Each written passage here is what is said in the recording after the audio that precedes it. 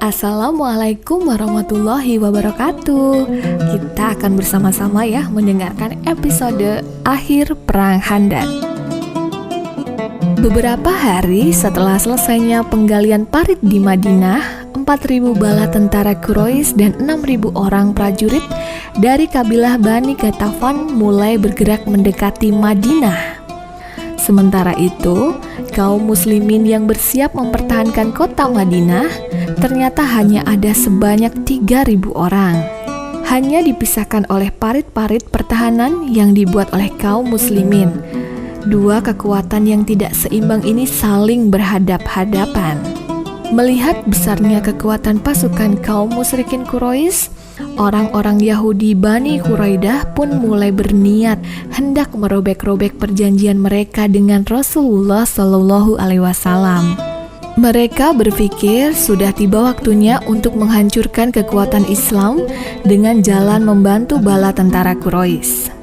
Ketika Rasulullah Shallallahu Alaihi Wasallam mengetahui hal tersebut, beliau khawatir jika hal ini juga akan diikuti oleh kaum munafik.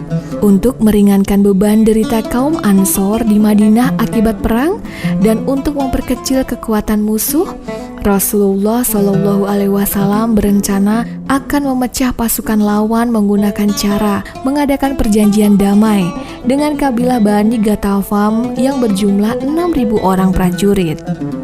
Perjanjian ini dibuat atas dasar persyaratan yang pertama. Bani Ghatafan harus menarik semua pasukannya dari medan perang.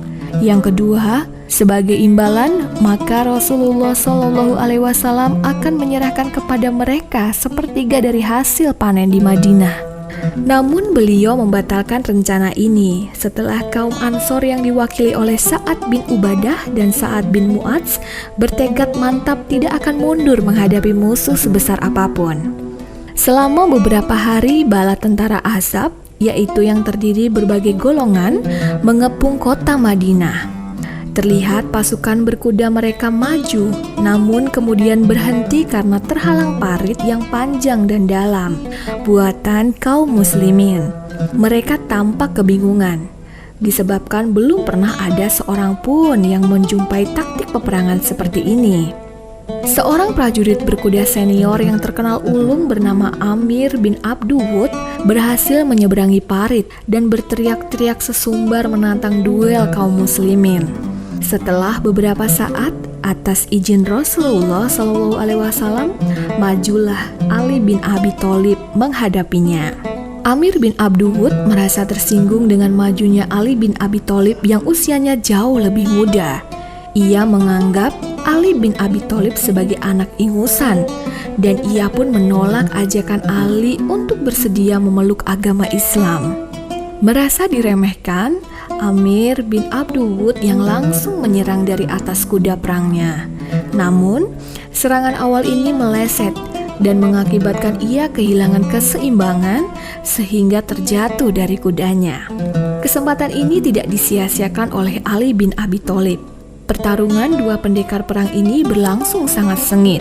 Adu kekuatan dan jurus pedang berakhir dengan jatuhnya Amir bin Abduwud di atas tanah, berlumuran darah bercampur debu. Peristiwa ini membuat pasukan berkuda yang menunggu di seberang parit lari terbirit-birit kembali ke pasukan induknya. Pasukan Ahzab dengan perbekalan yang sangat banyak terus mengepung kota Madinah selama kurang lebih 1 bulan lamanya. Dalam menghadapi kepungan ini, kemunafikan mulai bermunculan di kubu kaum muslimin. Sejumlah orang meminta izin kepada Rasulullah Shallallahu Alaihi Wasallam supaya diperbolehkan pulang dengan alasan seperti dalam firman Allah yang artinya, rumah-rumah kami kosong, tidak ada yang menjaga. Sesungguhnya rumah-rumah mereka itu tidak kosong, mereka itu sebenarnya hendak lari. Quran Surah Al-Ahzab ayat 13. Terjadi sebuah peristiwa di mana dalam suasana kaum muslimin sedang tegang dan khawatir berkepanjangan, seorang dari Bani Ghatafan melepaskan diri dari pasukan musyrikin Quraisy dan menyeberang kepada pihak kaum muslimin. Ia menghadap Rasulullah Shallallahu Alaihi Wasallam dan menyatakan masuk Islam. Rasulullah Shallallahu Alaihi Wasallam pun menerima kehadiran Nu'aim bin Mas'ud di tengah pasukan kaum muslimin. Keislaman Nu'aim bin Mas'ud ini tidak diketahui oleh kalangan Bani Ghatafan, sehingga Rasulullah Shallallahu Alaihi Wasallam meminta Nu'aim agar membantu dalam upaya menggagalkan serangan kaum musyrikin Quraisy. Ini merupakan kesempatan bagi Nu'aim untuk membuktikan kesungguhan niatnya. Ia segera kembali ke pasukan musyrikin Quraisy dan menemui kaum Yahudi Bani Quraidah.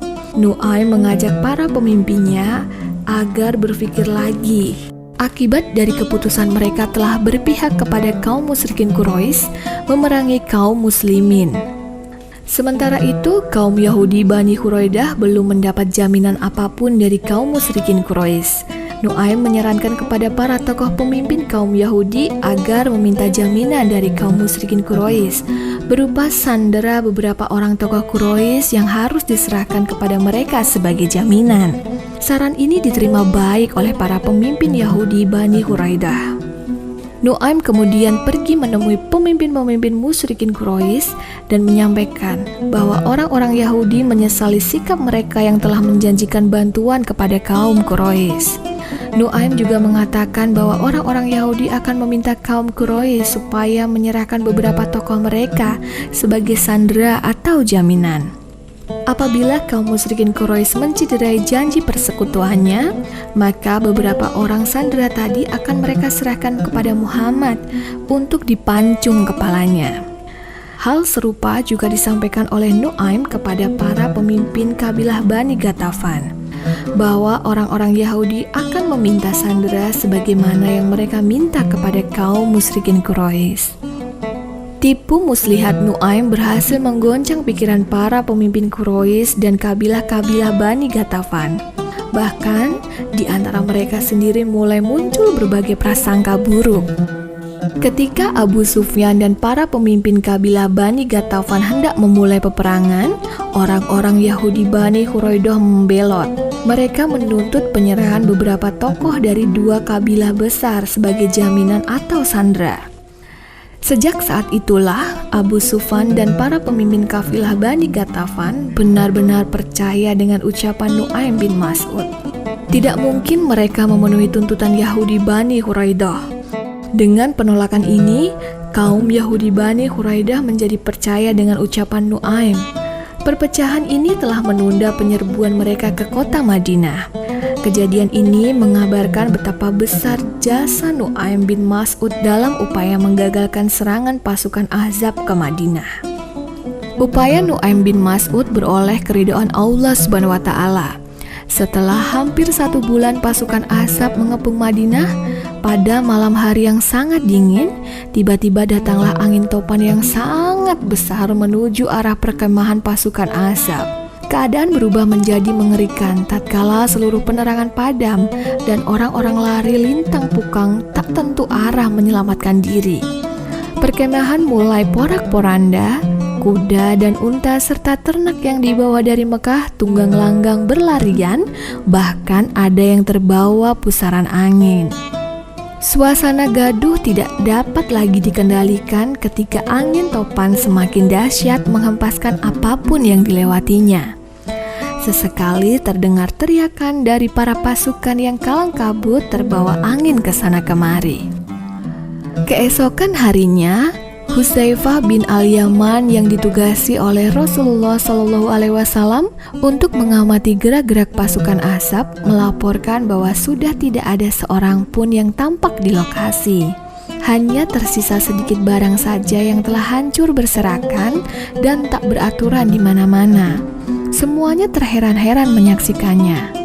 Setelah dipastikan bahwa kaum muslimin telah terbebas dari ancaman pasukan Ahzab, barulah masing-masing pulang ke tengah keluarganya masing-masing dengan penuh rasa syukur. Allah Subhanahu wa Ta'ala berfirman yang artinya, "Hai orang-orang yang beriman, ingatlah akan nikmat Allah yang telah dikaruniakan kepada kalian ketika datang bala tentara Ahzab datang hendak menyerbu kalian. Kemudian kami datangkan angin topan dan pasukan yang kalian tidak dapat melihatnya. Sesungguhnya Allah Maha mengetahui apa yang kalian perbuat. Quran Surat Al-Ahzab ayat 9. Seusai perang Ahzab, Rasulullah Shallallahu Alaihi Wasallam memberitahu kaum muslimin bahwa sejak kegagalan pasukan Ahzab ini, kaum musyrikin Quraisy tidak akan lagi menyerang mereka. Bahkan sebaliknya, kaum musliminlah yang mendatangi mereka. Allah Subhanahu wa Ta'ala berfirman yang artinya, dan Allah menghalau orang-orang kafir itu dalam keadaan mereka sangat jengkel, tidak memperoleh apapun juga. Allah menghindarkan orang-orang yang beriman dari peperangan, yakni mereka tidak perlu berperang lagi melawan pasukan Ahzab. Sesungguhnya Allah Maha Kuat lagi Maha Jaya. Quran Surat Al-Ahzab ayat 25. Demikianlah akhir dari Perang Khandaq. Sampai jumpa pada kisah selanjutnya dan semoga kisah ini bermanfaat untuk kita semua. Wassalamualaikum warahmatullahi wabarakatuh.